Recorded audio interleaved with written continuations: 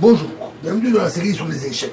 Cette partie s'est jouée entre Ulyanov et Agrinsky en URSS en 1966. Le trait est au blanc. Et ici, plusieurs chemins mènent à Rome. Les blancs ont choisi le plus court et le plus élégant. Ils ont joué cavalier F6, ce qui constitue une attraction du fou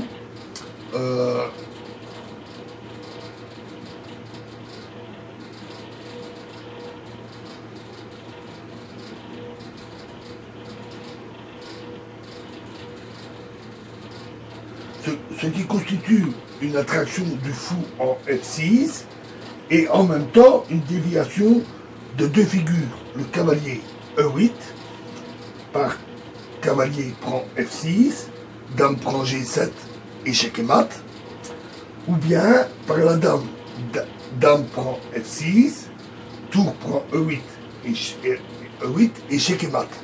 Donc, voyons ça, clair. Dame prend G7, dame prend G7, échec et mat. Et sur dame prend F6, c'est tour prend E8, échec et mat.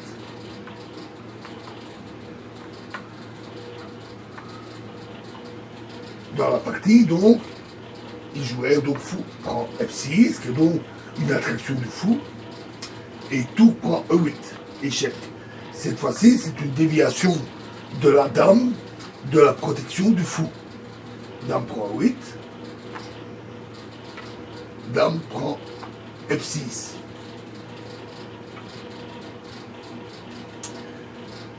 Échec. Alors, dame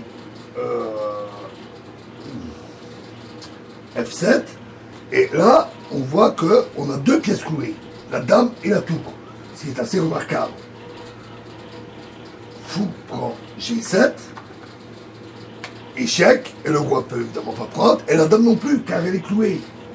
Donc, roi G8, et fou H7, échec. Alors, ce coup aurait été une déviation du roi, de la protection de la dame, si, après la prise par le roi, les Blancs avaient eu l'intention de prendre la dame. Mais il s'agit non pas d'une déviation, mais d'une attraction du roi en H7 dans le but de le mater. Roi prend H7, dame H6, échec, roi G8 et dame H8, échec et mat. Très très belle combinaison de Ulyanov. Nous verrons un autre exemple dans la prochaine vidéo. Je vous remercie.